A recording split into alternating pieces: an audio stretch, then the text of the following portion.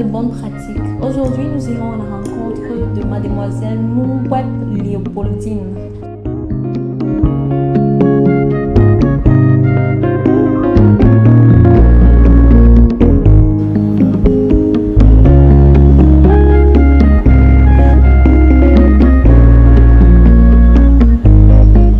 Nouweb, peux-tu nous dire quand et comment a commencé ton handicap? Mon handicap, je crois que je suis née avec mon handicap. Je t'aimerais.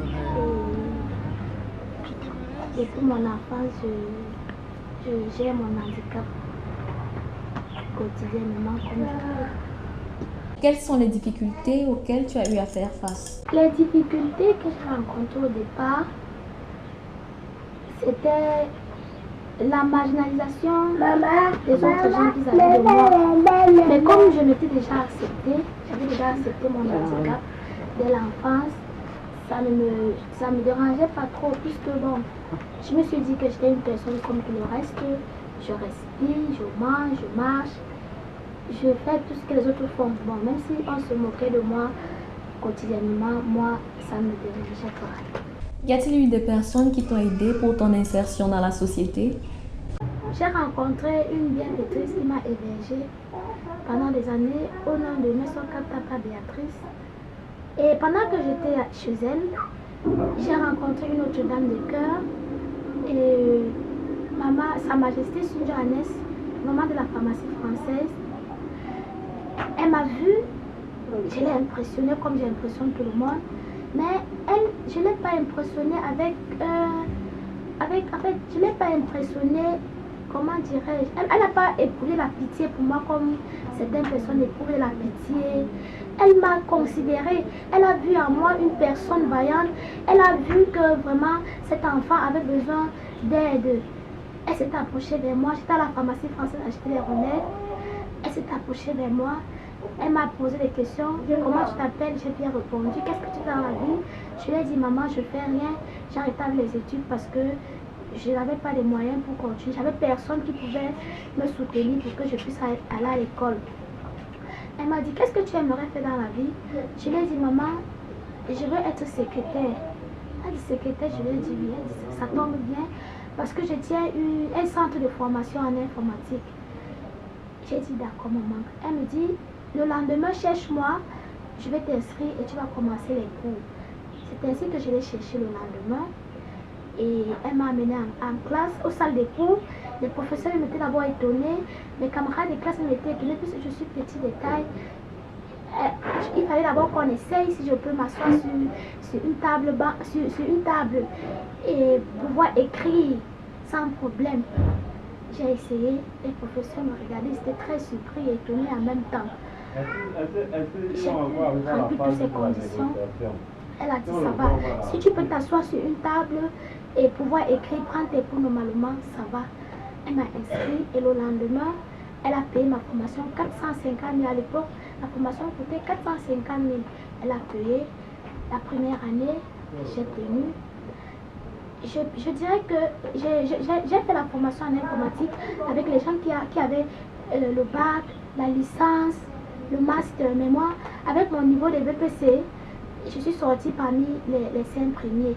Quand le délégué construisait les boutiques de la communauté urbaine, je suis allée voir le délégué Papa Ntimi Ebuna. Je l'ai rencontré en personne. Quand je suis allée le rencontrer, comme il est toujours gardé par les gendarmes et policiers tout et tout, quand je suis allée vers lui, on a même voulu m'intimider que non, on ne va pas comme ça. Il a dit non, laissez-la. Si elle vient vers moi, c'est qu'elle a vraiment un problème, laissez-la me rencontrer. Je suis donc allée vers lui. J'ai dit, papa, vraiment, je suis ta fille. Je me suis formée en informatique, bureautique. Et pour le moment, je suis à la maison, je ne fais rien. C'est fort, je n'arrive même pas à manger. Si vraiment, papa, tu peux m'aider en me donnant une boutique pour que je puisse m'installer à mon propre compte. Il me demande, tu t'es formé en informatique? J'ai dit, oui, papa. Tu sais faire le secrétariat? J'ai dit, papa. Il dit, tu tapes bien à la machine? J'ai dit, oui, papa. Mais avec les petits doigts, je tape à la machine, je suis calée. Il était étonné. Ça l'a vraiment surpris. En fait, comme tout le monde, il était étonné. Bon, il a dit, si cet enfant me demande vraiment la boutique là, il faut vraiment que je fasse cet acte. Il a dit au secrétaire, il a appelé au secrétaire, il a dit enregistrez là, prenez son nom, prenez sa demande et mettez déjà OK sur sa demande. Envoyez-moi ça au cabinet.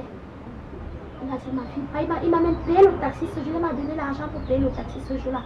Et comme je souffrais, j'étais tellement contente quand j'ai vu l'argent qu'il m'a donné, ça m'a tellement marqué, ça m'a plu, j'ai dit mais tiens, cet homme, les gens parlent mal de lui, qu'il est ceci, il est cela, mais regarde comment il m'a accueilli, il m'a directement là, il a dit prenez son dossier, mettez OK son dossier, et il m'a même payé l'argent du taxi. Ça m'a donné une bonne impression de lui. Il m'a dit ma fille, va, on va t'appeler, on va t'octroyer la boutique. Pendant que j'étais au quartier, donc, on m'a donc appelé de la communauté urbaine que venez chercher vos clés, on vous a octroyé, le délégué vous a octroyé votre boutique. Je suis donc allée chercher les clés de ma boutique, j'ai ouvert ma boutique, j'ai installé les machines à mon propre compte, je me suis battue et j'ai installé les machines, j'ai commencé à travailler avec l'aide de la dame qui m'avait hébergée au départ, Madame Papa Béatrice. Elle m'a soutenue, j'ai acheté quelques machines, comme une machine et un petit copieur. J'ai acheté, je me suis installée à mon propre compte, j'ai commencé à travailler. Moi qui étais marginalisée avant, j'étais devenue maintenant la patronne de ma propre structure. Donc, ça m'a tellement réjoui. Et aujourd'hui encore, je dis merci à Papa Timiégouna. C'est un homme de cœur. Je dis encore merci à Sa Majesté Fondambo de la pharmacie française. Je dis aussi merci à la bien petite Papa Béatrice qui m'a soutenue. As-tu des personnes à ta charge? Des personnes que j'ai en charge, je dirais plusieurs, beaucoup de personnes. Mais ici chez moi, j'ai mon fils que vous avez vu passer là. Et j'ai mes deux cousines qui habitent avec moi, qui sont sous ma charge. Dans d'autres termes, je suis une personne qui est large. Je m'occupe de beaucoup de personnes. Même au bureau, quand quelqu'un me rencontre, il me suggère son problème, je viens en aide. Je l'assiste. Donc, pour les charges quotidiennes de tous les jours chez moi, j'ai mon fils, j'ai mes deux cousines et j'ai moi-même. Mais disons que j'ai les charges tous les jours. Je rencontre des personnes que j'aide, que j'assiste tous les jours. Je suis là en face de ce que j'appelle les tout petits, les plus petits que nous, qui ont besoin d'un coup de pouce pour pouvoir atteindre les objectifs assignés à leur vie. Ce que je peux faire au quotidien, c'est d'abord avoir une forte attention sur ces personnes qui ont besoin d'un accompagnement et les approcher pour pouvoir savoir quels sont les défis qui sont les leurs et puis, chemin faisant, essayer avec eux, avec leur concours, pour atteindre les objectifs. J'ai souvent eu un peu de honte par rapport à beaucoup d'autres personnes non handicapées dehors qui sont incapables de accomplir quoi que ce soit. Et je peux conclure que mes enfants ici, ils voient et ils agissent. Ils voient à travers les yeux de la foi, ils agissent. Et je peux leur apporter aussi, et ce que je fais, c'est un encadrement dans l'enseignement biblique et dans le conseil pastoral. Nous avons vu ici, on se rend quand même compte qu'il y a des personnes handicapées qui sortent du lot. Alors nous voulons outiller les différentes communes de manière à travailler et à prendre en compte dans leurs différentes politiques les personnes handicapées. Les plans d'action élaborés et mis à la disposition des différentes communes vont donc permettre à ces communes de prendre en compte la dimension personnes handicapées dans toute leur planification et dans leurs différentes réalisations. Le Club des jeunes aveugles réhabilités du Cameroun a bénéficié d'un financement de l'Union européenne à travers le programme d'appui à la société civile, le PASC. Le projet intitulé « Appui à la appropriation inclusive et locale du cadre juridique de promotion et protection des personnes handicapées » consiste justement à travailler aux côtés de mairies de manière à les équiper pour mieux accueillir et encadrer les personnes handicapées. Nous avons dans un premier temps fait un état de lieu à travers la réalisation d'un rapport du diagnostic du capital social dans les 7 communes du département du Fundi. Ensuite, nous avons travaillé avec les mairies pour élaborer un plan d'action de promotion et protection des personnes handicapées. Voilà en gros ce que nous faisons depuis quelque temps avec les communes du département du Fundi. Nous ne sommes pas du tout indifférents à ce que représente pour nous l'appui aux personnes handicapées. Au niveau de la municipalité, nous accordons beaucoup d'attention à toutes les sollicitations qui nous viennent des personnes handicapées. D'ailleurs, nous avons, non loin d'ici, nos voisins du centre de réhabilitation des personnes handicapées, des Tougébé. Il y a, nous avons eu à les recevoir, à leur apporter du soutien quand ils ont exprimé des besoins. Donc, nous pensons que cela rentre dans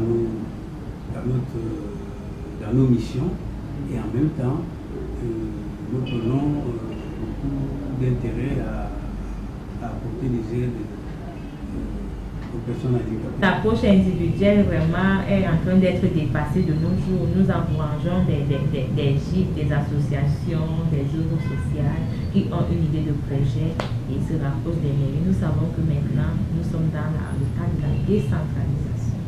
Donc, c'est les mairies qui sont à pied d'œuvre. La mise en œuvre de la décentralisation est effective au niveau des mairies. Mais il faut que ça passe par un avis technique qui est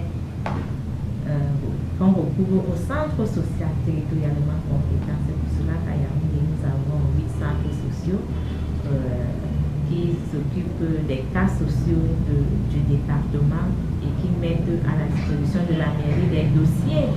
Parce qu'une association, par exemple, devrait recourir au centre social. Si peut-être il y a une association à Yaoundé 6, comme nous sommes dans l'avancement de Yaoundé 6, il sollicite un appui technique du centre social qui va donc faire une expertise sociale et saisir monsieur le maire